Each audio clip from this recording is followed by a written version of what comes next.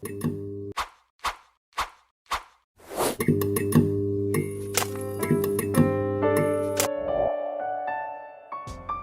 pessoal, estamos iniciando mais um podcast aqui na Centralcast. Hoje a gente vai ter uma entrevista com uma pessoa super especial, super amada pela igreja. E essa pessoa é o pastor Wilson Júnior. Se apresenta aí, Júnior. Glória! Que alegria estar aqui, poder fazer parte desse tempo novo aqui na Igreja Apostólica Central, participando aqui do A Centralcast. Sou o pastor Júnior, estou aqui com a minha família e vai ser um prazer participar desse tempo aqui. Gente, e pra quem não sabe, eu sempre falo isso pra quem não sabe, o Júnior já participou daqui, ele é meu irmão, né? Ele é filho do pastor Wilson Félix e já morou aqui no Rio, a gente fazia o trabalho, o serviço da igreja juntos. E agora ele faz o serviço da igreja em outro estado, em Espírito Santo. E eu acho que é a pergunta que todo mundo quer saber, Júnior, você pretende voltar ao Rio de Janeiro? Mas corta que essa pergunta a gente só responde no final desse podcast. Até o final, então você tem que ficar até o final desse podcast que eu vou responder essa pergunta hoje, tá? Para começar, gente, vamos perguntar. Júnior, como é que foi a sua ida ao Espírito Santo?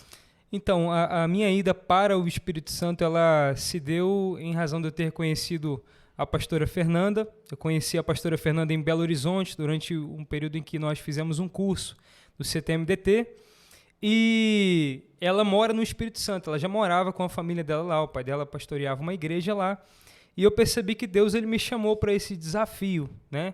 E eu aceitei esse desafio de Deus. Quando o curso terminou, ela voltou para o Espírito Santo, eu voltei para o Rio. Depois de 7 meses namorando à distância, eu decidi ir morar lá, obviamente debaixo da direção de Deus, debaixo da bênção da igreja e debaixo da bênção dos meus pais. Legal deixar claro que o CMDT era um curso de treinamento ministerial que acontecia na Lagoinha e foi um divisor de água na vida de muitas pessoas. Eu lembro que o Júnior uma vez trouxe os amigos dele, a gente fez um workshop, um congresso aqui, Seja um Amor. Foi um negócio muito interessante onde a gente conseguiu desenvolver ideia com as pessoas que faziam esse treinamento ministerial e foi um momento super legal. E é uma pena que acabou, né, o CTMDT como a gente conhece, mas foi um lugar de muito desenvolvimento ministerial da vida de muitos brasileiros.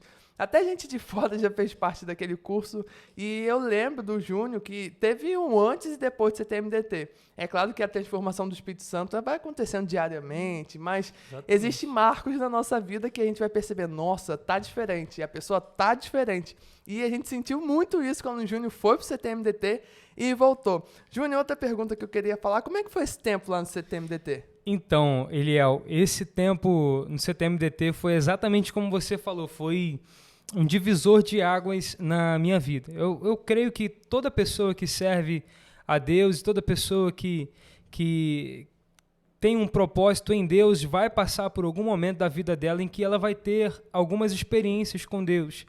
E isso pode ser de maneira geográfica, saindo de um lugar, indo para outro lugar, ou então, às vezes, no mesmo ambiente, mas com atitudes diferentes, enfim. E eu fui marcado de maneira geográfica, eu saí daqui para lá, e quando eu cheguei lá, eu tive muitas experiências com Deus, porque eu estava num período da minha vida onde meu coração estava muito aberto para viver essas experiências com Deus. Então, eu acredito que esse é um grande fator, Eliel.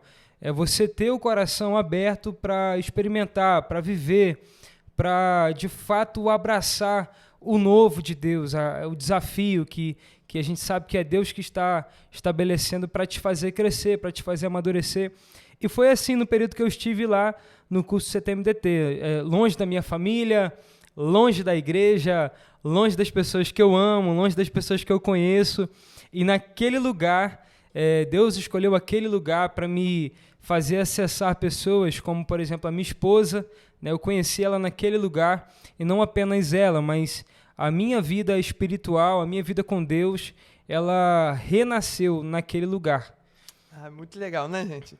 E outra pergunta é, quando você servia aqui em Conceição, gente, é engraçado falar isso, porque a gente é irmão, né? E falar Júnior é um negócio muito... Mas, enfim, no tempo que você servia aqui na igreja, como é que você prestava esse serviço? Como você ajudava a membresia? Então, a gente cresceu dentro da igreja, né? Tanto eu como você, foi praticamente o mesmo processo. Mas pra quem não sabe... Mas pra quem não sabe, né? Vamos lá. Como a gente que cresce dentro da igreja, a igreja ela tem muitas coisas que você pode fazer dentro da igreja. E a gente cresceu mais inserido na parte da música, né? Então eu comecei a me aproximar de instrumentos muito cedo. O primeiro instrumento que eu toquei foi a bateria. Todo mundo acha que, mas você é tecladista. Não, eu sou baterista. Eu fui pro teclado por causa de uma necessidade que o reino teve, que a igreja teve. Então eu decidi aprender. Meu pai me motivou sempre. Tiveram muitas pessoas que me motivaram a sempre desenvolver aprender novos instrumentos. Então, assim, eu servi aqui na igreja durante esse período que eu fiquei aqui, de maneira mais evidente na parte da música, né? Com os instrumentos, enfim. E também nos jovens. Quando eu cheguei do CTM, eu lembro que nós começamos um projeto aqui chamado Conexão, que mais à frente ele foi mudando ali, enfim. Mas nós começamos esse projeto aqui com os jovens e foi uma bênção no início. Né? No início do projeto também eu decidi morar no Espírito Santo, mas enfim, a gente servia dessa forma. Muito interessante mesmo. O Júnior, gente, pra quem não sabe, ele toca vários instrumentos também, é multi-instrumentista, cantor, ele às vezes Cantor não, aí você pegou pesado. Ele não gosta desse negócio de falar que ele cantor canta de chuveiro. Mas ele canta, e eu acho interessante, ele vai falar sobre isso, mas a vez que eu fui lá na igreja deles em Espírito Santo, ele tava tocando, cantando, pregando, orando no final, tirando as ofertas. E tipo assim, é uma pessoa que o que precisa, ele faz. E, gente, é muito bom ser uma pessoa assim. Eu vou até usar esse vídeo aqui para falar isso. Se você tem vontade de servir a igreja, não sabe como. Gente, existem tantas áreas.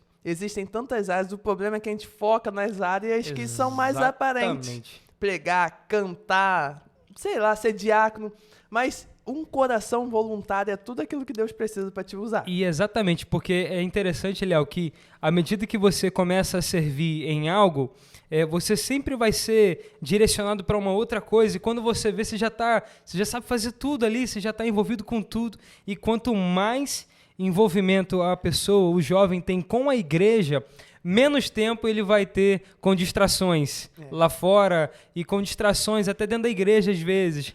Então isso não vou dizer que é um segredo, né? Mas isso é um fator muito determinante aí para que uma pessoa consiga se manter firme na igreja. E é muito legal, até porque às vezes a gente fica vendo, nossa, vamos olhar a história desses famosos. Eu não sei se vocês fazem isso, mas eu faço muito. A maioria veio da igreja. A maioria que é qualificado, bom, sabe se apresentar, sabe falar, sabe se comunicar, sabe fazer, veio da igreja. Aqui é um berço de pessoas que estão se preparando para o mundo.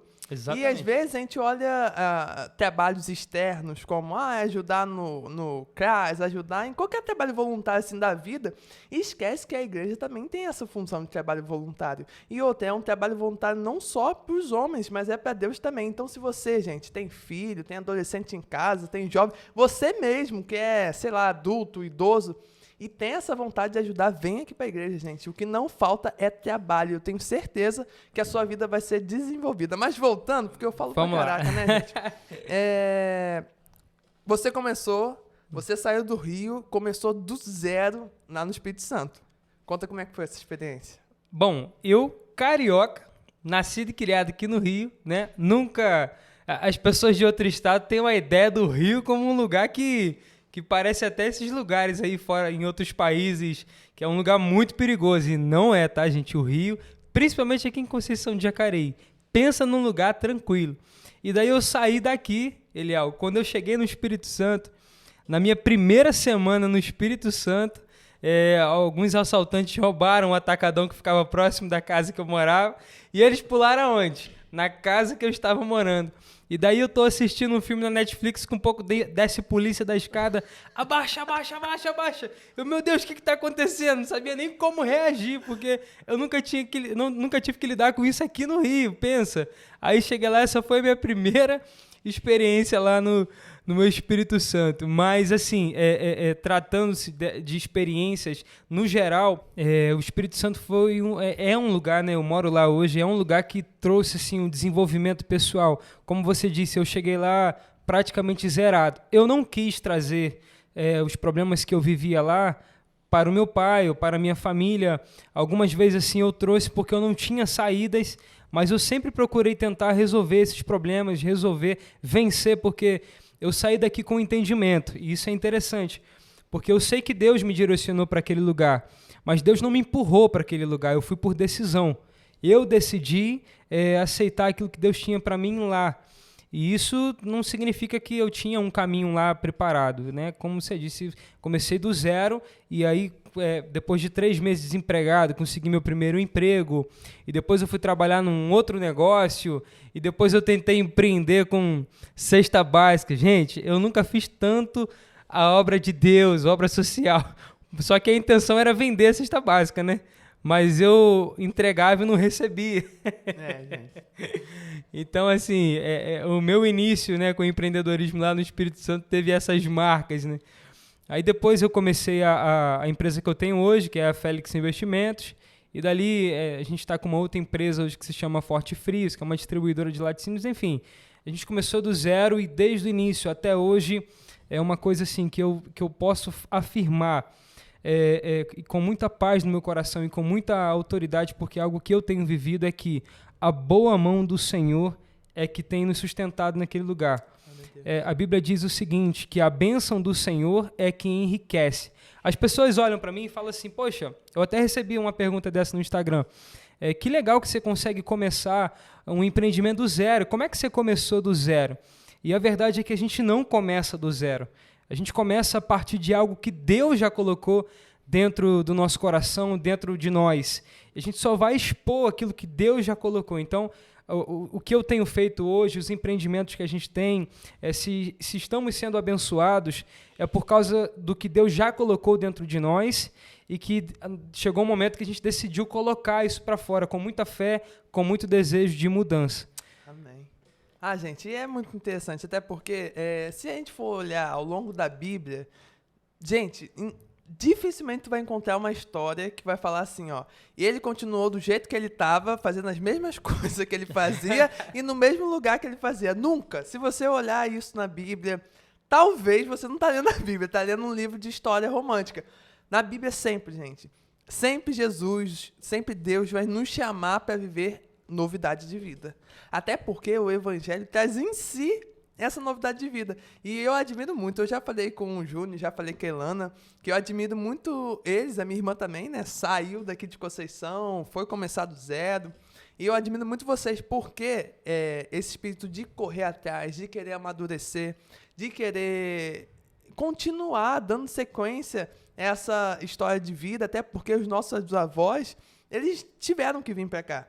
Tipo, eles não continuaram no mesmo lugar que eles nasceram, eles não continuaram no mesmo lugar que eles estavam tendo filhos, eles vieram para cá começar do zero.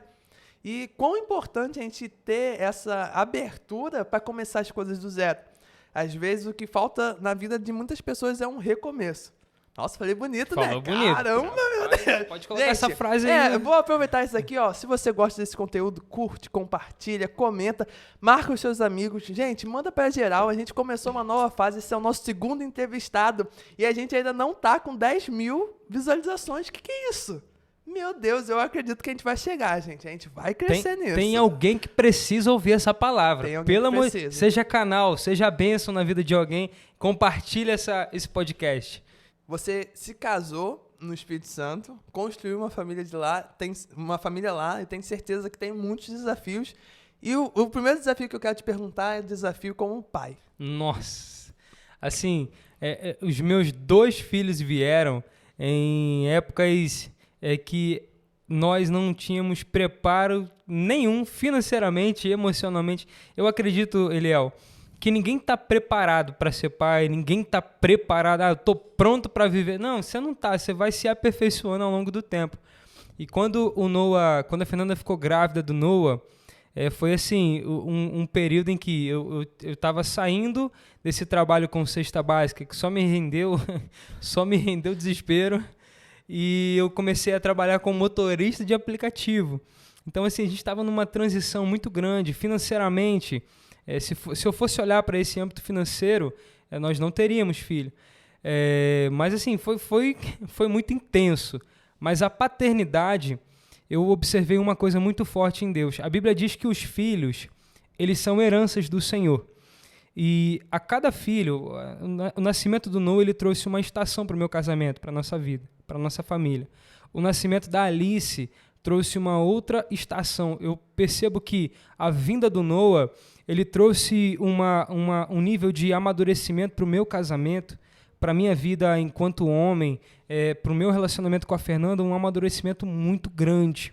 E eu percebo isso, porque o Noah ele tem muita sensibilidade. O Noah ele é muito sensível. Se o dia que eu estou um pouco mais intenso, a Fernanda está um pouco mais intensa, ele já sente. Então eu percebo que cada filho ele vem como um selo de Deus para uma estação naquela família.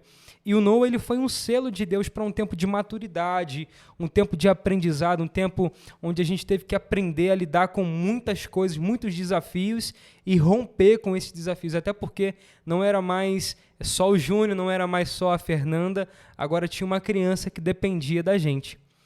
Agora, sem querer falar demais, mas eu percebo também com o nascimento da Alice, com a chegada da Alice, que a Alice foi um selo de Deus. Quando a Fernanda ficou grávida da Alice, nós estávamos passando por uma situação que eu tive que morar na casa do meu sogro, da minha sogra, e eu sou muito grato a Deus pela vida deles, porque eu sei que eles vão assistir esse podcast, apóstolo Darcy, apóstola Margarete, e eu sou muito grato porque nesse momento eu fiquei um tempo desempregado, eu perdi a minha renda, a fonte de renda que eu tinha era o carro, eu perdi esse carro, e a gente teve que vender tudo que a gente tinha para colocar as contas em ordem sem saber como que seria o próximo mês.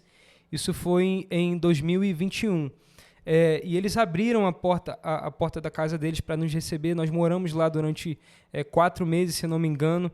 E esse foi o período em que a Fernanda engravidou da Alice. Aí eu não conseguia, eu não tinha recurso para comprar fralda para o Noah. E a Fernanda engravidou da Alice. São pessoas animadas, né, gente? Pode estar passando um momento de dificuldade, que sempre tem um refrigério ali. Tem uma palavra, tá? Crescei e multiplicai. Enchei a terra, meu irmão. Então vamos pra cima. O povo de Deus tem que ser... Mas é mesmo, gente. Mas aí a Alice, eu já percebo que ela veio para trazer um tempo de muita provisão. A Alice é um selo na nossa vida financeira. Quando a Fernanda descobriu que a Alice estava grávida, nesse mesmo período nasceu a empresa que eu tenho hoje, que é a Félix Investimentos, e dali para frente eu vi a minha sorte sendo mudada. Muitas coisas, principalmente na área financeira, Deus abençoando de uma maneira assim sobrenatural. Então eu percebo que cada filho trouxe uma estação diferente para os nossos. Tem gente que fala assim, não quero ter filho, eu estou muito novo para ter filho. Entenda isso. Os filhos, eles marcam estações nas nossas vidas e nos preparam. É um selo de Deus que vai te preparar para viver um tempo de crescimento, de desenvolvimento com Deus. Amém. Então, Júnior e Fernando tem muito para crescer também. Tem vários selos aí para frente, porque, São olha, gente, 2 de 5, tá? Só para deixar claro. 2 de 5. A meta são 5 filhos, então Deus abençoe. E na sua relação como marido? Até porque até então a sua única relação era de namorado, filho, músico da igreja e marido. Foi um marco, né? Gente, um marido é o seguinte, você que vai casar, presta atenção, tem algumas coisas que já tem que saber antes de casar. A primeira delas, aprende a limpar a tampa do vaso. Isso vai eliminar muito problema. A segunda delas, aprende a não deixar a toalha molhada em cima da cama. A terceira delas, entenda uma coisa, quem manda é a mulher. Brincadeira, tá? Brincadeira. Eu vou botar isso. Aprende a falar, sim senhora, tudo bem. Tem gente que fala assim, lá em casa quem fala mais alto sou eu. Aí a mulher fala assim, fulano, vai fazer tal coisa. Eu vou fazer sim, vou fazer. É desse jeito. Igual tem um rapaz que fala assim, mulher pra falar comigo lá em casa tem que se ajoelhar. Aí o pessoal fala, é mesmo? Porque eu fico embaixo da cama escondido. Gente, meu mas Deus. Eu brinquei, não respondi, né? Mas fala, cara. Mas assim, quanto marido, é o que a gente está conversando, né? Ninguém nasce pronto, gente. Ninguém nasce pronto. E assim, da mesma forma, como marido, você precisa entender uma coisa. Qual que é a função de um sacerdote dentro de uma casa? É atrair a presença de Deus. A Bíblia diz que os maridos eles vão prestar conta de sua esposa para Deus. Da mesma forma que será prestado conta da igreja. Então, a sua esposa, você vai prestar conta para ela. E como é que você vai apresentar ela para Deus? Olha, Deus, eu abençoei, eu não expus, mas eu guardei, eu protegi, eu servi, eu amei. Está aqui do jeito, o Senhor me entregou de uma forma e eu estou te entregando o que o Senhor me deu. A esposa é um presente de Deus. A minha esposa, ela é um presente de Deus na minha vida. E se eu desenvolvi, na área ministerial, como homem, como pessoa, eu devo muito a ela. Porque a Fernanda, ela sempre me colocou diante de desafios e sempre me apoiou, sempre me motivou para que eu pudesse desenvolver com esses desafios. Então, assim, para você que quer se tornar um marido, primeira coisa, escolha uma boa mulher, tá? Faça a escolha certa. Provérbios 31:10. Mulher virtuosa, quem a achará? O seu valor muito excede aos de rubis. Olha aí. Ó, gente, é forte, hein? Isso faz toda a diferença. Quando você... Tô nessa procura. Tá nessa procura. Só tá solteiro, claro, tá? Tá solteiro. Não corta isso não vai cortar isso não. Vou cortar tá solteiro, homem de Deus, tá? É homem pra você pegar e casar. Então, meu mulherada. Meu Deus. O negócio aqui é violento. Enfim, você falou sobre o seu relacionamento com o apóstolo Darcy e a apóstola Margarete. Eu queria que você falasse qual é a forma como vocês veem essa situação, a ajuda deles, o que você tem para dizer sobre essa situação toda. Eu tenho para dizer o seguinte, eu sou extremamente grato a Deus pela vida deles, porque eles me acolheram no Espírito Santo de uma forma assim, até então eu sou um desconhecido querendo casar com a filha deles. E detalhe, a primeira vez que eu vi minha sogra, eu já cheguei, minha sogra! Então assim, você imagina, né? E eles me receberam assim, eu me sinto um filho, me sinto amado, me sinto protegido. Todas as vezes que eu precisei e até quando eu não precisei, Deus usou a vida deles para me abençoar. Então, assim, tem gente que tem esse negócio com sogra, tem esse negócio com sogro, mas tudo parte da decisão que você faz. Eu tenho certeza que o fato de eu ter escolhido a Fernanda para me casar com ela foi algo muito de Deus. E você escolher uma boa esposa, a família dela vai fazer parte daquele ambiente também, não do ambiente da casa, mas do âmbito familiar. Então tem que nutrir um bom relacionamento, e eu glorifico a Deus porque o meu sogro e a minha sogra, eles são bênção assim, nas nossas vidas, e são ferramentas poderosas de Deus que estimulam o meu desenvolvimento. Quando eu cheguei no Espírito Santo, pra você ter uma ideia, uma das primeiras perguntas, a gente estava no carro, voltando de um zoológico, e daí todo mundo rindo dentro do carro, né? Aquele ambiente legal, contando uma piada ali e tal. De repente, meu sogro olha pra mim e fala assim, ô varão, tu já expulsou algum demônio? Aí eu comecei, a ficar pequenininho dentro daquele carro, né? Aí eu, não, mas tu prega? Aí eu falei, não, sabe quando você quer cuspir e sair nadando? Aí depois ele falou assim pra mim, tu canta na igreja, varão? Aí eu falei, não. Aí ele falou, o que tu faz na igreja? Eu falei, meu Deus, aquele carro ficou muito pequeno. No outro dia ele me colocou para pregar na escola bíblica dominical. Eu nem dormi aquela noite. E dali para frente foi desafio atrás de desafio. Quando eu fui pedir Fernanda em casamento, em namoro, eu tinha uma ideia assim, vou levar ela num restaurante, né? E vai ser aquele negócio, luz de vela e tal, e vou trazer a aliança. Aí fui falar com ele, falou, meu sogro, tô querendo fazer isso e aquilo e tal. Ele chegou pra mim e falou, 3 horas da manhã a gente vai acordar pra orar, você desce aí, você pede ela que 3 horas da manhã. Falei, eu sou ruim pra acordar de manhã, pra acordar de madrugada. Aí tá eu lá, 3h12 da manhã, que a oração era de 3 até 3h12, chamando o pessoal, vem cá. E o pessoal, 3 horas da manhã, o que esse cara quer falar? Aí eu fui pedir Fernanda em namoro, aí tá a dona Margarete assim, ajoelha, aí eu ajoelho, não, fica em pé, aí fica em pé, ajoelho. Mas enfim, gente, eu glorifico a Deus pela vida do meu sogro, da vida da minha sogra. Eles são pessoas assim, muito de Deus, são pessoas muito usadas por Deus, pessoas que têm um coração no reino, pessoas que são pessoas prósperas. Quem vive, quem está perto, é impossível você andar com essas pessoas e não ser abençoado. E é isso aí. Nossa, forte. Aproveitando para dizer, Rafaelson, Dani, um beijo para vocês também, tá? Vocês moram no meu coração se vocês estiverem assistindo esse podcast. Se não estiver ouvindo, uma vergonha para vocês. Não ouvirem tapa isso, no coração tá? se não tiver meu ouvindo. Deus, vocês pegaram meu coração e amassaram. Mas, enfim, é muito legal ouvir isso. Até porque, às vezes, a gente vai pra vida e, às vezes, a gente fica tão preocupado como é que vão ser as coisas, mas Deus sempre prepara pessoas estratégicas pro seu desenvolvimento. Eu lembro, gente, que, assim, já passaram várias pessoas na minha vida. Vou até contar um pouquinho aqui sobre a minha vida, meu Deus. Já passaram várias pessoas na minha vida e eu consigo ver nitidamente que cada uma delas ajudou a desenvolver uma área da minha vida. Cada uma delas me ajudou no momento que, às vezes, eu não estava conseguindo enxergar além. E aquelas pessoas que Deus colocou na minha vida, elas me faziam enxergar coisas que eu não vejo. Então, gente, nunca deixe de ser grato pelas pessoas que Deus te deu. Às vezes a gente é muito ingrato pelo nosso pai, pela nossa mãe, irmã, amigo, tio, sei lá. Às vezes a gente é muito ingrato com isso, mas nunca deixe de ser grato por essas pessoas. Porque elas estão ajudando no seu crescimento, ajudando no seu desenvolvimento. E Deus coloca pessoas estratégicas na nossa vida. E, cara, é muito bom estar aqui conversando com você. Mas uma pergunta que eu queria fazer também. Quando foi, assim, o seu... Existe uma palavra que eu adoro falar, que é o estopim, tipo assim, quando uma coisa estoura. Quando foi esse estopim no seu desenvolvimento ministerial? Então, partiu de uma experiência que eu tive aqui em Conceição de Jacareí, logo que eu cheguei do curso do CTMDT. Foi uma semana, cara, a gente se mudou do apartamento que a gente morava e veio morar na casa aqui em Conceição de Jacareí. E daí, eu lembro que naquela semana, eu comecei a ler muito a Bíblia.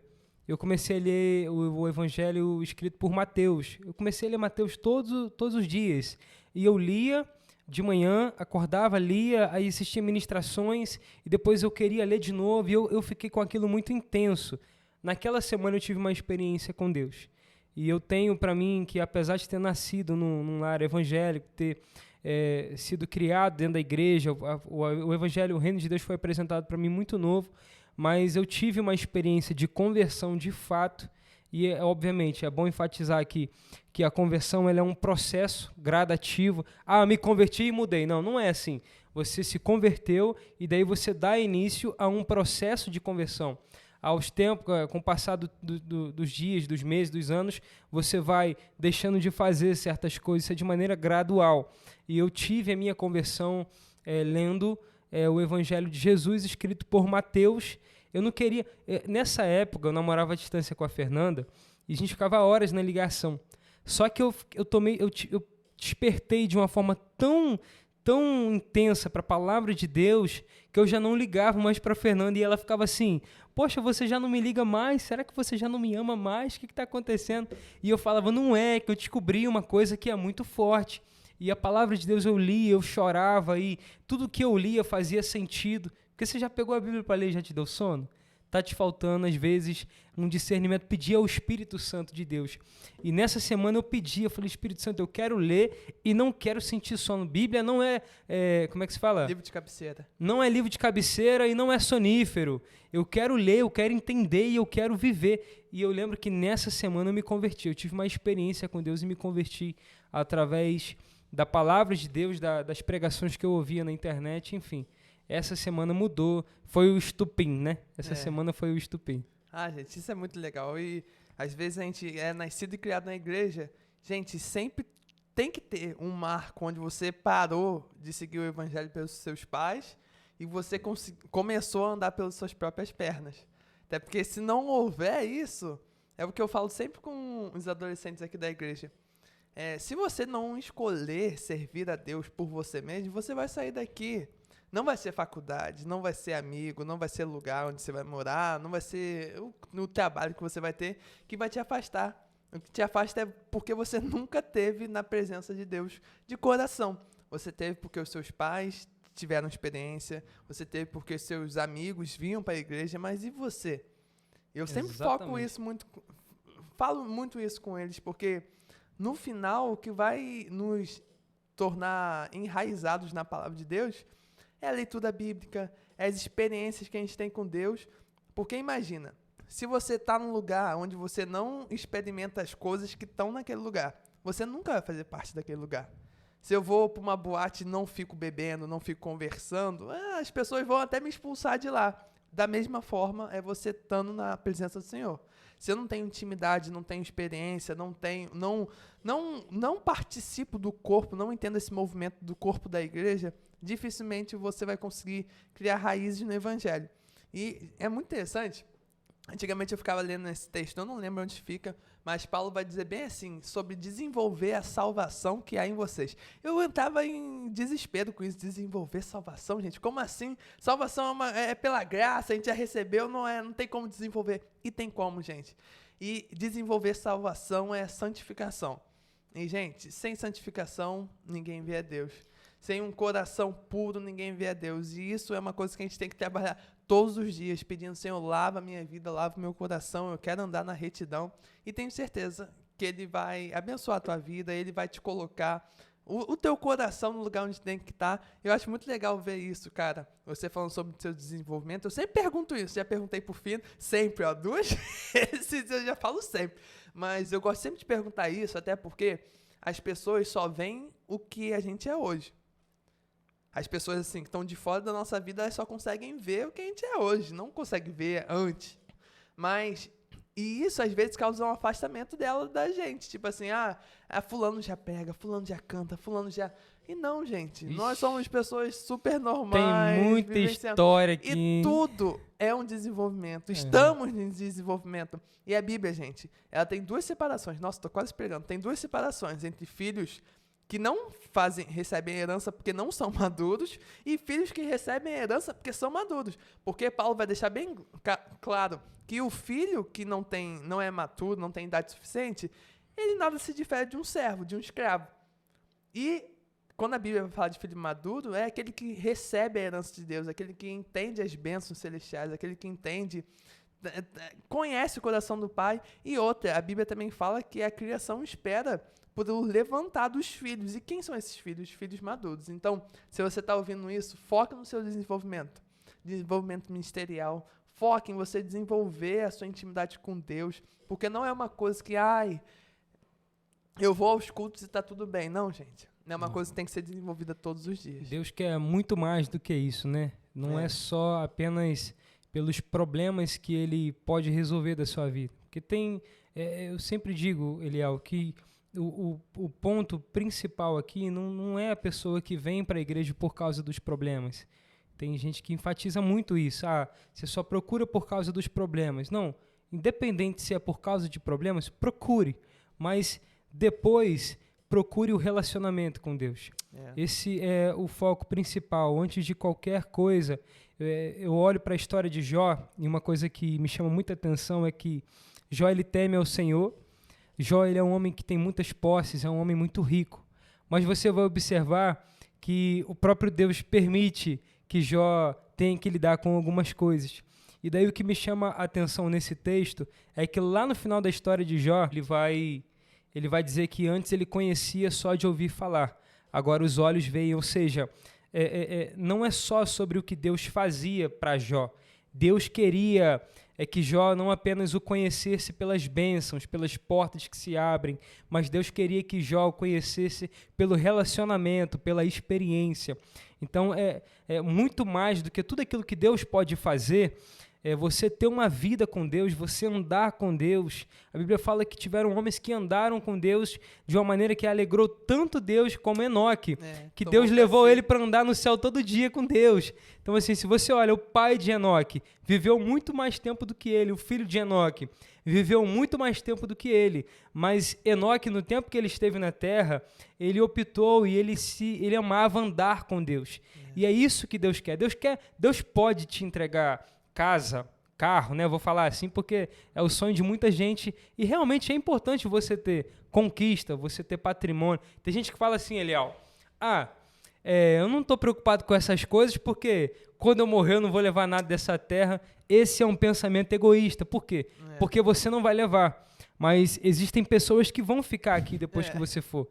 Pode ser que você tenha filhos, ou vai ter filhos, ou netos, tem pessoas que vão ficar. E daí você vai e você quer ser lembrado como alguém que não produziu nada, que não fez nada, que não abençoou ninguém. Então, assim, é importante que você tenha essas coisas e Deus quer que você tenha essas coisas. Mas acima dessas coisas vem o relacionamento com Deus. E o relacionamento com Deus, ele se dá pela palavra de Deus. Quando você busca a Deus, conhecer o Deus da palavra por intermédio da palavra. Como assim? Você lê a Bíblia pedindo a Deus para te dar experiências. Porque é muito legal você olhar para a história de Davi e falar assim, poxa, já estou pregando, estou falando demais, né? Não, pode falar. Você olhar para a história de Davi e falar assim, poxa, venceu um gigante, lutou contra não sei quantas pessoas, Deus o abençoava, era um homem segundo o coração de Deus. Outra coisa é você viver dessa forma, é você ter experiências com Deus, é você olhar para Ana, que era uma mulher estéril, e de repente ela dá à luz a um menino que se tornou o principal sacerdote, profeta de Israel. Então, assim, uma coisa é você olhar para essas histórias, outra coisa é você ler, sabendo que a sua vida tem experiências que fazem sentido com aquilo ali. Poxa, eu não tinha e agora Deus me deu, olha que legal. Eu não tinha condições de fazer tal coisa e hoje eu tenho liberdade, eu posso fazer porque Deus tenha me abençoado. Então isso é muito mais gratificante, faz parte do crescimento dessa raiz, né, que a gente vai desenvolvendo ao longo da nossa vida cristã. E é sobre isso mesmo. Eu lembrei de duas passagens, vou me arrumar aqui, que, gente, é muito real. A gente às vezes lê elas e não entende muito bem. Eu não vou saber o texto exatamente, mas depois vocês pesquisam aí no Google, dá um tempo para estudar a Bíblia. Vai falar sobre um cara que teve uma grande colheita. Ele falou, não, eu vou derrubar isso daqui, vou fazer um celeiro maior, vou guardar tudo, vou dizer para minha alma, chega de trabalhar e vamos curtir. Muita gente lê isso e não entende porque Jesus fala, nossa, chama ele de maldito, para falar a verdade. Mas por que isso acontece? Porque, gente, o nosso papel aqui na Terra é produzir e deixar coisas, um legado. Não deixar só coisas, mas deixar um legado para as próximas gerações. E às vezes a gente vive uma vida tão para nós mesmos que a gente às vezes esquece. Poxa, os atos que eu tenho agora, eu vou passar isso para as minhas futuras gerações. E que em você comece uma geração nova, onde são pessoas... Eu lembrei de outro versículo também, enquanto o Júnior estava falando. Em tudo é graça, pois essa é a vontade de Deus revelada em Cristo Jesus. Gente, em tudo dai graças. Em tudo dai graças. Se você tem dúvida, Senhor, qual é a vontade de Deus para a minha vida? Que você viva uma vida em gratidão pelas coisas que você tem. É interessante que sempre quando Jesus ia realizar um milagre, ele agradecia como já tivesse recebido. E depois, os apóstolos vão nos ensinar isso. Que se você, que quando você for orar pedindo a Deus alguma coisa, que você já tenha o coração de quem já recebeu, a gratidão de quem já recebeu tal coisa, porque a diferença da nossa vida para uma pessoa que não crê tem que ser o nosso amor, a nossa gratidão, a nossa fé, a nossa esperança, porque se a gente viver uma vida de ingratidão, sem amor, sem fé, sem esperança, onde que a gente vai chegar, né? A gratidão, ela abre portas e a gratidão, ela mantém essas portas abertas. Uma pessoa ingrata, é muito difícil de lidar com uma pessoa ingrata, porque a pessoa ingrata, ela é a pessoa que não valoriza aquilo que está sendo feito, aquilo que está sendo ensinado, e a ingratidão, ela vem por conta de uma semente do orgulho, entende, Léo? Então, assim, todo orgulhoso é ingrato, né? E todo grato tem um coração aberto. Agora, quem é o orgulhoso? O orgulhoso é o cego. Você vai observar que Jesus ele fazia muitos milagres, né? E enquanto pessoas se alegravam com aquilo que Jesus fazia, tinha também na época os fariseus, que eram os mestres da lei, e você observa um coração tão orgulhoso porque tem pessoas sendo beneficiadas, tem pessoas sendo abençoadas, mas eles tiram o foco disso e transicionam para um pecado, transicionam para algo ruim, isso por conta do orgulho. Então, assim, o orgulho, ele é uma cegueira. O orgulho é, de fato, uma cegueira que te impede de ser grato, enquanto, em contrapartida, a gratidão, ela abre portas. E a gratidão, ela mantém portas abertas. A gratidão, ela faz você ser abençoado por Deus. Deus, ele tem prazer no grato. Isso é verdade. E, cara, falando sobre esse momento que você passou no Espírito Santo, eu acho que a gente até esqueceu, né, qual era o foco desse podcast, dessa entrevista. Mas enfim, qual o momento mais difícil que você passou e é onde você conseguiu enxergar, caramba, se eu passei por isso, foi a mão de Deus? Janeiro de 2021. Dia 2 assim, de janeiro. De data, marcada, eu falo de data porque me marcou. Dia 2 de janeiro de 2021 eu fiz uma oração para Deus assim, ó. Antes, eu trabalhava 10 horas por dia, cara. 10, 11 horas por dia como motorista de aplicativo. E era assim, tudo muito limitado financeiramente.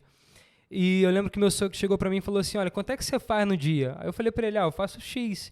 Ele falou para mim assim, então eu vou ofertar esse valor na sua vida, mas eu quero que você fique o dia inteiro na igreja, em consagração, e traga uma palavra à noite no culto. Eu falei, nossa, que bênção. Não vou trabalhar, vou receber o que eu receberia trabalhando e ainda vou fazer a obra de Deus. E eu fiquei na igreja aquele dia inteiro e eu falei com Deus assim, falei, Deus, que dia prazeroso. Eu vou pedir 2 coisas ao Senhor, Pai. E aqui eu quero abrir um parênteses, tá? Que tem oração que a gente às vezes não faz para Deus porque acha que é coisa pequena demais ou que está sendo ousado demais. Mas eu fiz essa oração, falei, Deus, eu quero ter tempo e quero ter dinheiro. Porque não adianta eu ter tempo, mas não ter recurso para usufruir com a minha família, para fazer as coisas. Assim como não adianta eu ter dinheiro, mas não ter tempo.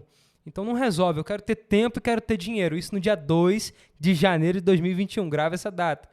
No dia 3 era domingo, no dia 4 a empresa que eu tinha alugado o meu carro me ligou pedindo o carro de volta. E eu falei, uai, o carro é minha fonte de renda. Aí fui lá devolver o carro.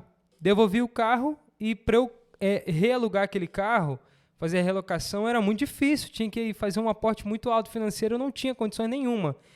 Para resumir, perdi o carro. Falei, pronto, Deus, o Senhor já me deu tempo. Só que agora, cadê o dinheiro? E nesse período, cara, eu lembro que foi um período muito difícil, porque esse mês de janeiro todinho a gente não teve entradas. Esse mês foi o mês que eu acionei o meu pai. Eu falei, pai, está acontecendo isso, isso e isso.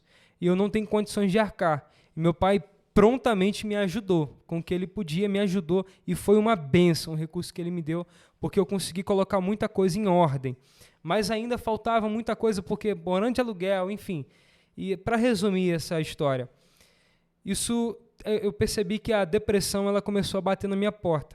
E me vinha pensamentos do seguinte, poxa, se eu morrer hoje, a minha família vai ficar muito bem, minha esposa, o meu filho vão ficar muito bem, porque a minha esposa vai para a casa dos pais dela, e lá eles têm uma condição muito boa, vai ficar lá, meu filho vai crescer bem, vai ter uma educação. Então, para você ter uma ideia, esses eram os pensamentos que o diabo colocava na minha mente.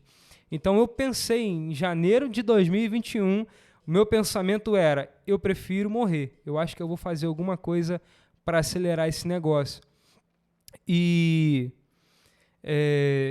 eu lembro que isso foi tão difícil, lutar contra isso foi tão difícil. Eu não sei se eu posso dizer que foi uma depressão, porque eu entendo que tem muita gente que de fato tem essa situação e eu não quero me colocar aqui como uma pessoa, mas eu até perdi aqui a coisa porque isso mexe um pouco comigo. Mas esse período na minha vida foi um período assim, eu era pai, eu era marido, eu era filho de Deus, mas tudo que eu fazia não dava certo e eu não conseguiria suprir a expectativa de ninguém. Então, esse era o pensamento que eu tinha e por conta desse pensamento, a única coisa que eu queria era morrer ali, né? Falei, não tem mais o que fazer. E foi aí que o meu sogro e a minha sogra abriram, meu pai também correu atrás de muita coisa para mim aqui em Conceição de Jacareí, mas eu percebi que não era o tempo de eu vir para cá. E o meu sogro e minha sogra abriram as portas da casa deles.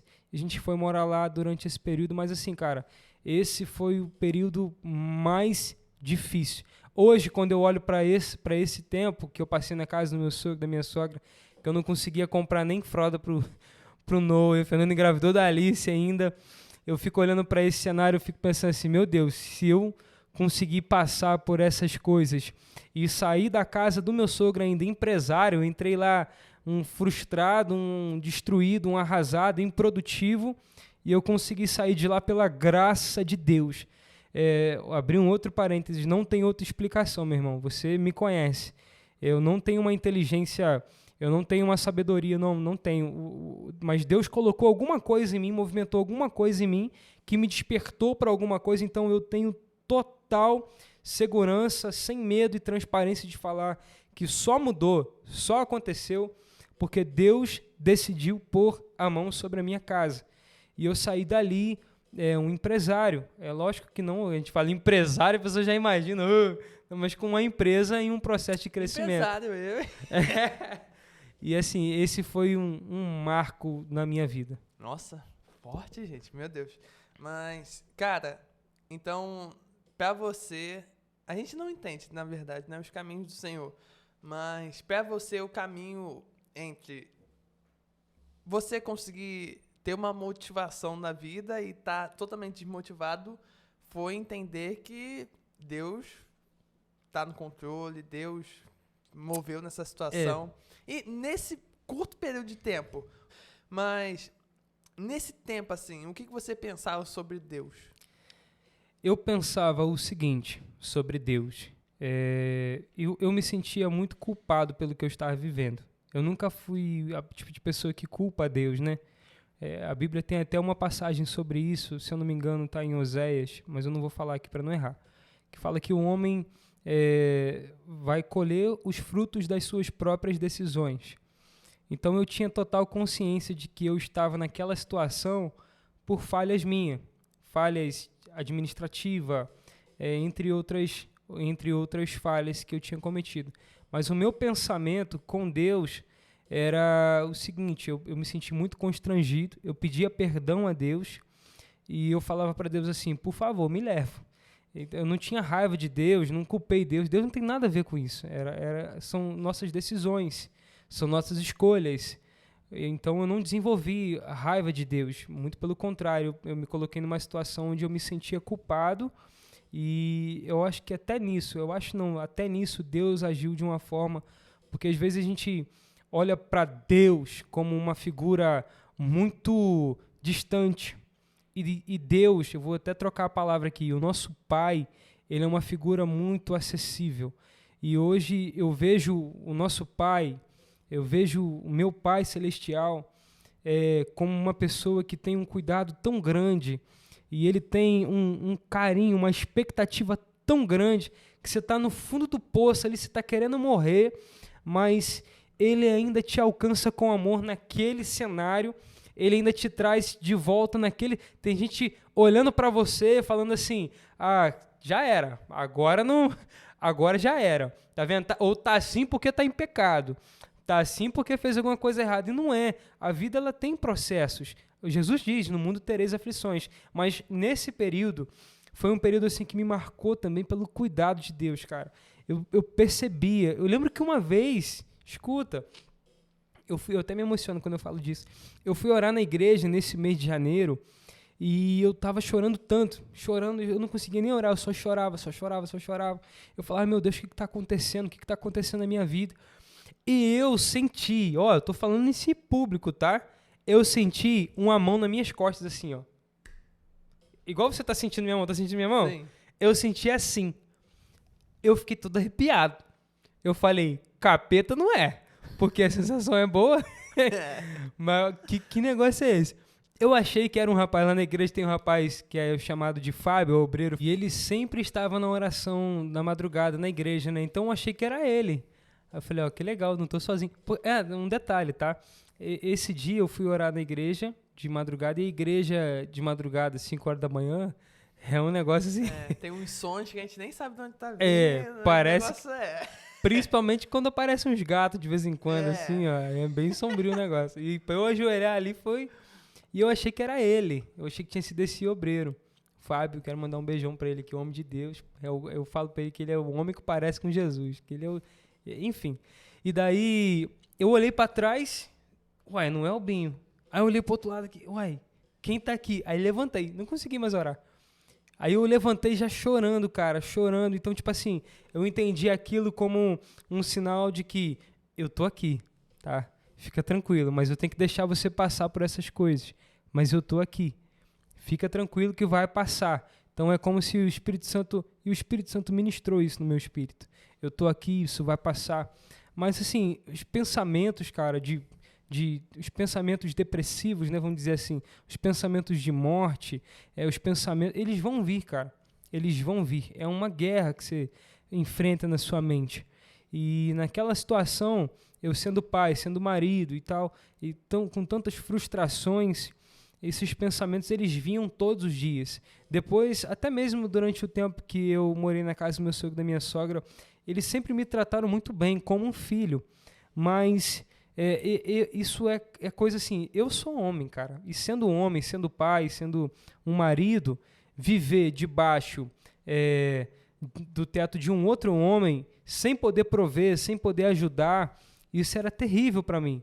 Muito terrível. Quantas vezes eles tiveram que comprar roupa para os meus filhos, tiveram que comprar fralda para o Noah nessa época, tiveram que ajudar a gente assim de todas as formas, porque eu, homem da minha família, não podia, não conseguia exercer a minha paternidade, não conseguia exercer isso. Então, para mim, foi um período assim muito humilhante, não por causa deles, mas eu me sentia muito humilhado por não poder gerar. E Deus me tirou disso, cara. Eu glorifico a Deus. Deus me tirou dessa situação terrível, né? E, enfim, graças a Deus, tamo aí. Gente, é muito legal, porque tu falou que pensamentos de morte no fundo do poço, e é interessante, gente, isso é muito legal, porque Deus continua olhando pra gente como uma fonte. Ele mesmo falou que quando a gente bebesse da água viva que é Jesus, nós nos tornaríamos fonte.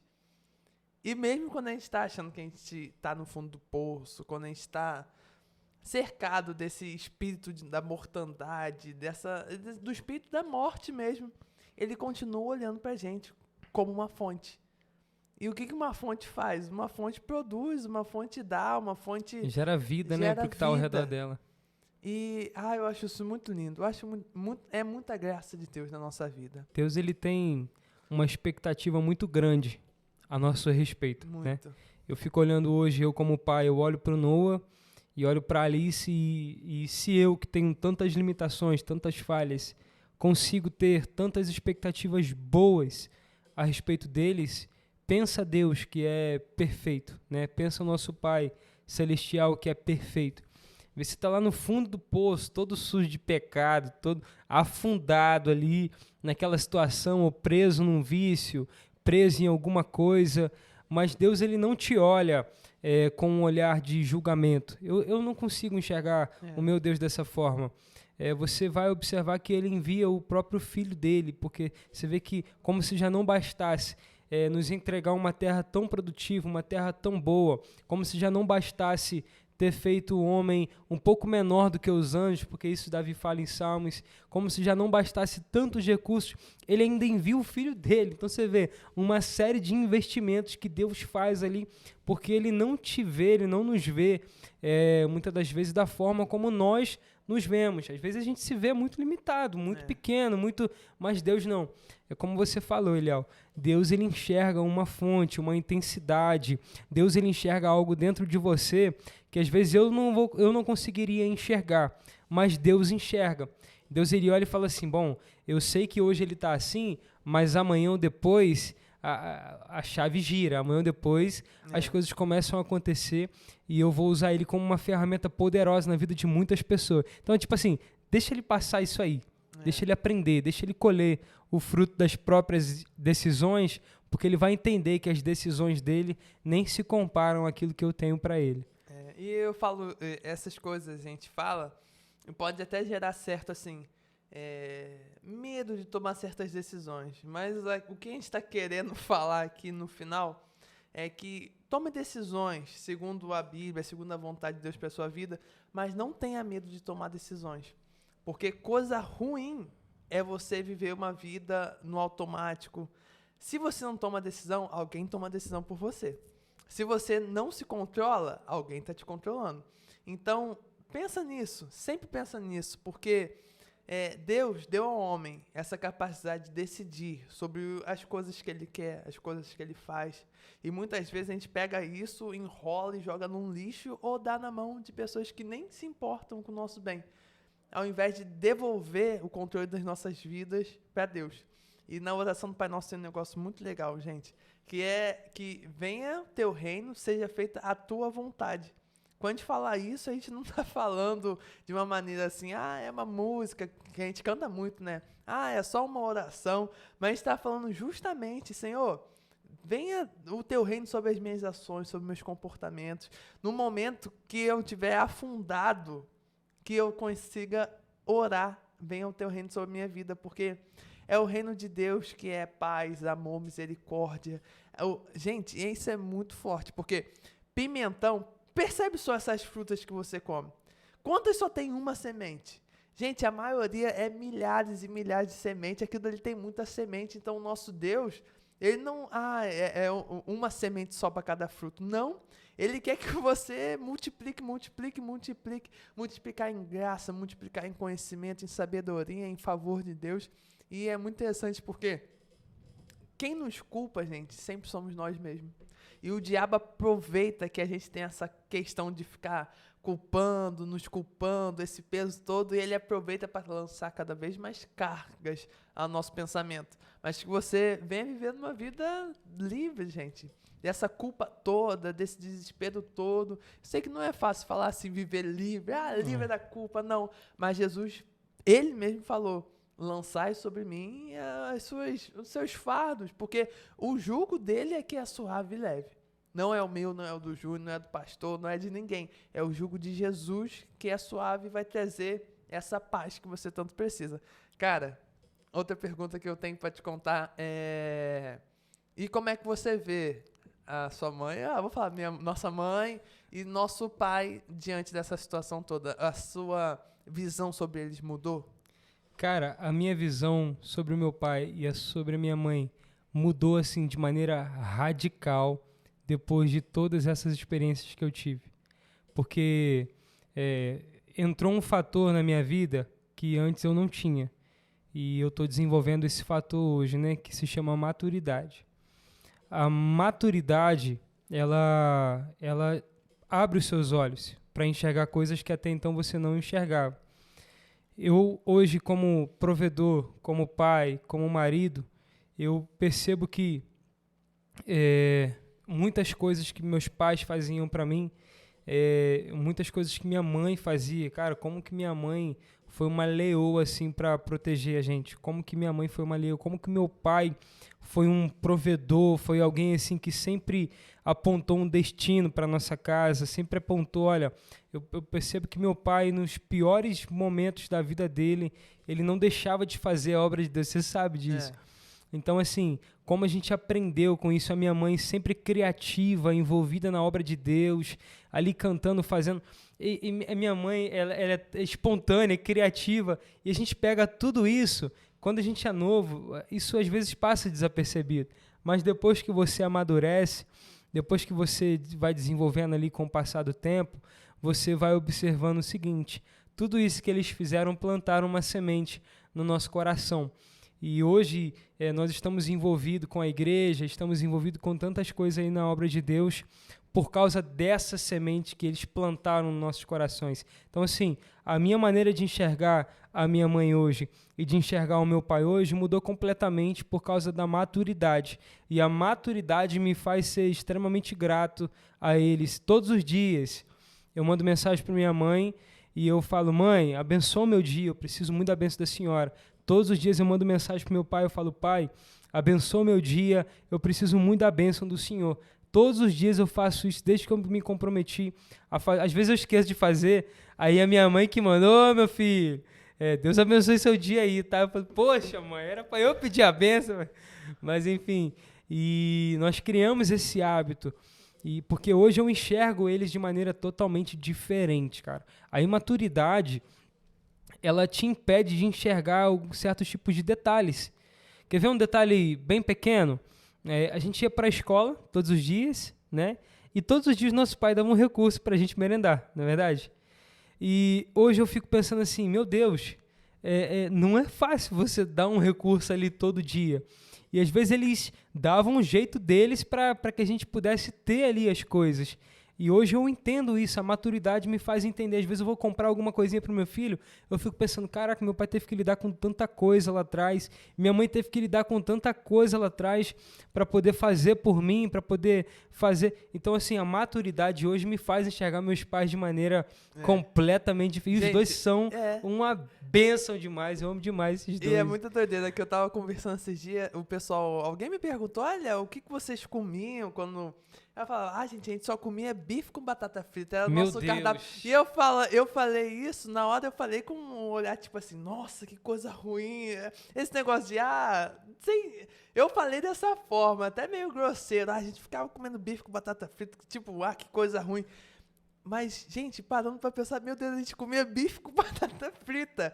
E, gente, é um negócio muito difícil, tá, gente? É um negócio que, tipo assim, a gente para hoje pra pensar... a gente tem que ser muito grato aos pais que a gente teve. Porque você lidar com 3 seres humanos começando a vivência... 3 seres humanos completamente diferentes. Completamente diferentes. É um negócio muito complicado, gente. E esse caminho da maturidade de você conseguir olhar para trás e falar, meu Deus, muito obrigado pelas coisas, isso é muito bom. É muito bom.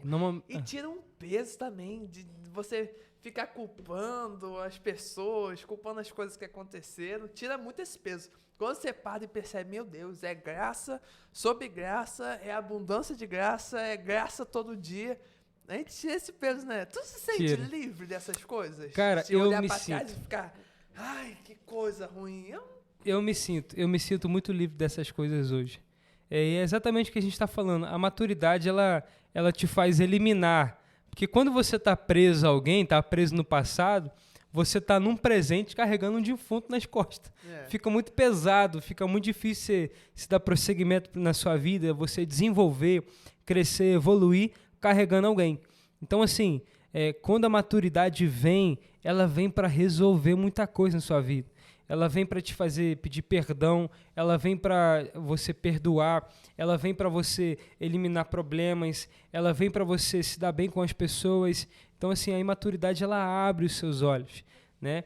E, assim, graças a Deus, né, cara, que por causa do que os nossos pais fizeram, por causa dos ensinamentos que a gente recebeu na igreja, tudo isso foi construído de maneira, assim, eu vejo que foi construído de maneira bem acelerada na nossa vida. E quem nós somos hoje é por causa de obras de pessoas que vieram antes da gente. Nossos avós, principalmente nossos tios, nossos pais, isso é tudo obra. E eu acho que o tema desse podcast aqui, dessa entrevista, é a gente refletir sobre isso, sobre o que estamos plantando hoje, que as nossas gerações vão colher. E, cara, outra coisa que eu queria pedir pra você fazer, eu acho muito interessante também, deixar registrado aqui algo que você queria contar pro Noah daqui a 10 anos. Que vai que o Noah assista isso há 10 anos. Que eu queria falar pra ele daqui 10 anos. Cara, eu acho que sobre tudo isso que nós estamos falando aqui, eu ia dar o conselho pra ele, o seguinte conselho pra ele. Pode ser mais de um? Tem que ser um só? Pode ser mais de um? Eu ia falar de 2 coisas que são extremamente importantes para ele. Procure a sabedoria, porque a Bíblia vai dizer que o princípio do temor do Senhor está na sabedoria. A sabedoria é o princípio do temor. E procure ter um coração aberto para Deus. São essas 2 coisas que eu falaria para ele. Procure a sabedoria. Tem um Provérbios, capítulo 23, versículo 23, se eu não me engano, que diz assim, compre a verdade e não a vendas. Então, assim, compra a sabedoria, procure andar com a sabedoria, lê Provérbios. E segunda coisa, abre o teu coração para Deus. Não tente limitar o reino de Deus àquilo que você pensa sobre ele, mas tenha um coração aberto para viver o reino numa dimensão diferente, para experimentar tudo que o reino tem para você viver. Então, abre o coração e tenha sabedoria para lidar com aquilo que será apresentado. Ouviu aí, né, Noah? E Alice, cara, daqui a 10 anos, o que você deseja pra ela? Daqui a 10 anos, conselho, né? O conselho que eu dou para ela é o seguinte, abre o teu coração para Deus também, fecha o teu coração para certos tipos de rapazinhos aí, tá, Alice? Fecha esse coração para certos tipos de rapazinhos. Ouça o seu pai, Alice. Brincadeira, gente. Mas eu acho que eu falaria a mesma coisa, cara, porque eu acho que isso é importante demais para os dois. ter um coração aberto para Deus. Ter um coração aberto para Deus. Eu acho que todo mundo vai chegar um momento da vida que vai cometer erros. Mas é tipo assim, você está seguindo um caminho e daí você comete erros, você sai desse caminho. Mas como é que você faz para retornar para esse caminho? Quando você tem um coração aberto para Deus, é muito mais fácil você retornar. E até quando você tem um coração aberto para Deus, você até sai, mas vem aquele temor, caraca, isso aqui não é para mim. Pô, tô fazendo isso aqui hoje, mas caraca, tô me sentindo mal. Então assim, quando você tem um coração aberto para Deus e você ama a Deus, por mais que chegue um momento da sua vida que você vai sair um pouco desse caminho, mas você sempre vai retornar. Então é o que eu diria para ambos, para o Noah e para a Alice.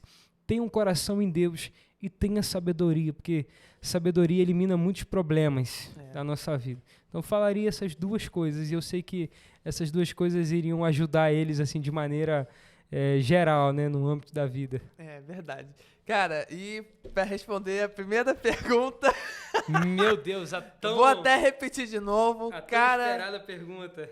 Você tem previsão... Não, como foi previsão? Realmente a pergunta que eu fiz? Eu vou até anotar aqui. Você pretende voltar ao Rio de Janeiro? Eu vou dar um tambor e... Então, vamos responder essa pergunta após os comerciais. Após os comerciais. Brincadeira, vamos lá. Então, cara, pretensão, qual foi a pergunta mesmo? Fala de novo. Pretensão. Pretensão. Você pretende voltar ao Rio de Janeiro? A primeira coisa que eu quero deixar registrado nesse podcast é que eu amo Conceição de Jacareí. Eu amo essa igreja e, principalmente, eu amo estar com a minha família. Eu amo isso, de verdade. Isso queima no meu coração. Eu cresci dentro dessa igreja, eu me sinto muito amado dentro dessa igreja. Não que eu não me sinta amado, mas aqui foi o lugar que eu cresci, aqui foi o lugar que muitas pessoas cresceram comigo. Então, assim, eu tenho um amor muito grande por essa igreja. E, assim, eu vou responder dessa maneira. Eu estou completamente aberto para aquilo que Deus vai fazer nesse próximo tempo. Eu estou completamente aberto. Se Deus mandar voltar para Conceição de Jacareí, eu vou no embalo só. Não tem esse negócio de... mas e a empresa? Aí, irmão, não estou preso a nada dessas coisas. Então, se Deus direcionar, é papum, é rápido. Então é isso, gente. Você já percebeu, né, que essas respostas em aberto são piores do que respostas sim ou não. Mas, enfim, gente, é isso, né? A gente não tem como decidir muito sobre essas coisas, até porque a Bíblia vai dizer lá em João 3, depois desse verso que ele fala, porque o Senhor amou o mundo de tal maneira e tal, ele vai falar sobre quem vive guiado pelo Espírito. A gente não sabe onde começa o vento, para onde ele vai, da onde ele vem, para onde ele vai. E Jesus mesmo disse que as pessoas que andam com ele seriam semelhantes a isso. Então, cara, se um dia você voltar, estaremos aqui de coração aberto. Eu espero que um dia esse vento sopre a gente pra cá. Tem que vir, brincadeira. Mas é isso, cara. Poxa, foi muito bom. Eu tô muito feliz, cara. Foi o segundo entrevistado do Central Cast. Que é isso? Gente, é muito legal. Gente, é um momento muito interessante, até porque quando a gente estava começando a planejar essas coisas aqui, a gente só pensava em coisas assim, vamos falar sobre tal tema, e tipo assim, uma conversa, assim, uma entrevista, às vezes é tão edificante, até porque nenhuma pessoa é só monotemática. A pessoa tem vários temas na vida dela. Criação de filhos, dificuldades na vida. E tipo assim, todo mundo passa por momentos ruins e bons nessa vida. E quanto nós somos edificados quando a gente ouve que uma pessoa que a gente tem como referência também já passou por bons apertos e bons momentos na vida. Isso nos edifica, até porque se não edificasse, a gente não teria tantas histórias bíblicas aí, né, gente? Exatamente. E a gente saiu, pra você ver que isso aqui é tão descontraído que a gente acabou de almoçar, nem escovamos os dentes e já viemos pra cá. Vamos fazer um podcast? Vamos fazer um podcast. E assim que é tipo bom, assim. Porque Jesus trabalha na simplicidade, sempre foi assim, sempre será. Às vezes a gente quer criar vários fluzinhos, mas Jesus só quer fluir. Jesus só quer ação, só quer o fluir. Gente, foi muito bom. Obrigado, cara, conta as suas redes sociais. Então, pra você que quer me seguir... Não, calma aí, gente, que tem que fazer direitinho, né? Cara, como é que... Não, cara não. Pastor Wilson Júnior, como é que a gente faz pra te achar nas redes sociais? Então, você vai me achar no @WilsonFelixJR no Instagram. Bom, no Instagram você já vai conhecer as outras coisas. Então, @WilsonFelixJR. Segue lá, pelo amor de Deus. Então é isso, gente. Se você gosta desse conteúdo, não esqueça de curtir, comentar, compartilhar, se inscrever nesse canal no YouTube. Ou se você tá ouvindo no Spotify, já se inscreve aqui no Spotify. Na Deezer, já se inscreve na Deezer. No Apple Music, já se inscreve. Eu não sei porque que eu tô falando o nome das marcas pra cair o engajamento, mas tudo bem. Eu queria, cara, que você tirasse esse momento pra agradecer. Eu quero agradecer primeiramente a Deus pela oportunidade de estar aqui. Quero agradecer, cara, a você. Você é o irmão que eu amo demais, cara. Eu te amo muito, cara. Tô fazendo essa declaração de amor aqui e muita gente vai assistir, mas eu te amo muito. Tô muito feliz com o teu desenvolvimento, com o teu crescimento. Você é um cara muito inteligente, criativo. Gente, isso aqui tudo tá acontecendo porque Deus colocou no coração desse cara. Então, pra você ver o nível da intensidade que Deus tem e do carinho que Deus tem com ele. Então, assim, eu sou muito grato a você, cara. Eu te admiro muito, te admiro demais. E, assim, tô na expectativa aqui. Daqui a pouquinho sei que você tá casado. Agradeço ao meu pai também, que, assim, toda vez que a gente vem é muita honra.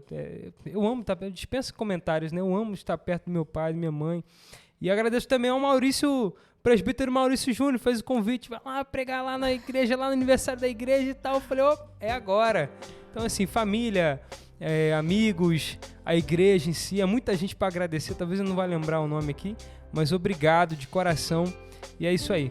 E é isso, gente. Então, essa foi a nossa segunda entrevista. Se você gostou, não esqueça de curtir, comentar e compartilhar. E uma boa semana, um bom dia pra você. E é isso, um beijão pra todos.